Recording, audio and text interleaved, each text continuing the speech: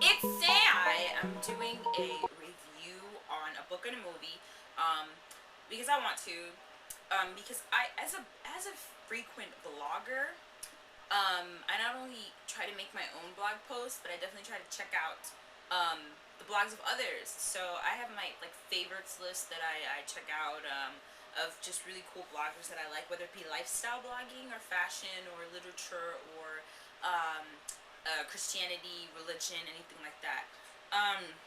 So that'd be cool to do a review instead of writing it out, because I'm just get tired of reading. It's a blog, no duh, right? But decided to do a review of a book and a movie, and so I'm gonna start with the book actually. All right, so it's called The Brief Wondrous Life of Oscar Wilde, and it's by Junot Diaz. Junot Diaz. This is not his only book, and then a compilation of short stories in another novel called Drown, which I read some of last semester in my politics and culture class. His style. Let's just start with his style. Like, if ever you want to read an author who's like very personal and sounds like you're having like a conversation between the two of you, like he's just really giving you the facts and really telling you the story. The story is narrated by Lola's, I'm gonna say, ex-boyfriend slash, who I believe, if a book were to continue, possibly the love of her life. You don't always end up with the love of your life. Let's just put that out there. But the story is narrated by this guy, and it's very much, it follows the lives of Lola, her mother, and Oscar, who the title character. It just follows their lives and their tragedies, and there's this whole idea of them being cursed, and the different things that they have to go through. Oscar and Lola having to be the queen of diaspora, moving from the Dominican Republic to the United States with her family, and definitely wanting to lose touch with her heritage or her life in the Dominican Republic because of the tragedies involved there. The ex-president or former president of the Dominican Republic, I don't know if you want to call him a president, more like a nightmare. And I only found out about this after reading this book. I had no idea. Or I did, but I didn't know. I did, actually. I did be through school, but I didn't know the depth of it, I guess, because sometimes you read stuff, but you need to do more research in order to know more. So, former president, forget his first name, Trujillo. Okay, he was the former president that kind of wreaked havoc in the Dominican Republic, and I just thought Junot Diaz did a wonderful job of incorporating that history with the story and the lives of these people. That was amazing.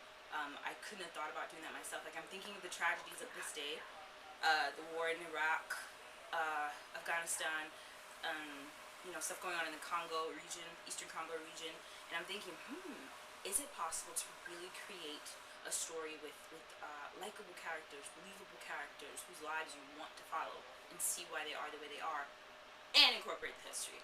People have done it all the time, but nobody so far that I've read has really done it as immaculately as he has. There's a lot of Spanish phrasing and a lot of sort of switch over of the language, very, very brief.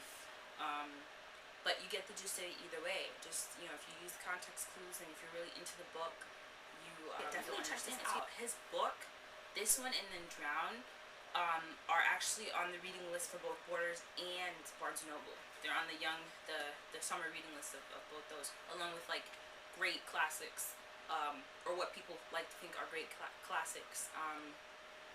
The Catcher in the Rye, The Great Gatsby, those books. So I literally saw both his books on the table among those other books, and I was like, yes. I just want to talk about Bridesmaids. This is kind of a late review on Bridesmaids, but I did see Bridesmaids, and I've been wanting to talk about it for a while. I just didn't get around to it. Bridesmaids was awesome.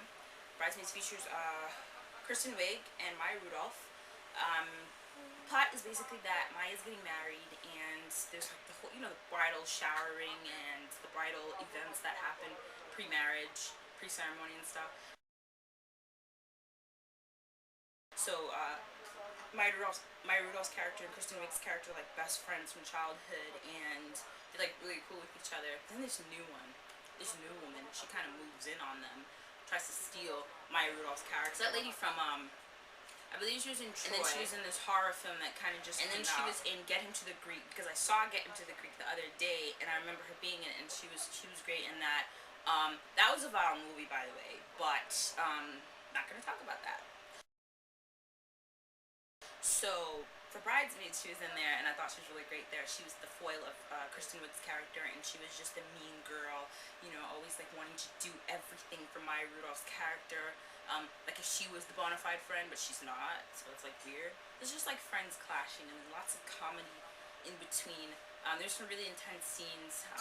Kind of makes you sad. Because my favorite character was forget the actor's name. But I know that she was in Gilmore Girls, and she was sort of the caterer slash chef, and she was more of a big woman, you know, very voluptuous, and she was just super paranoid and really weirdly manly, but still like, you know, was able to put on the dress and the makeup and stuff as a bridesmaid.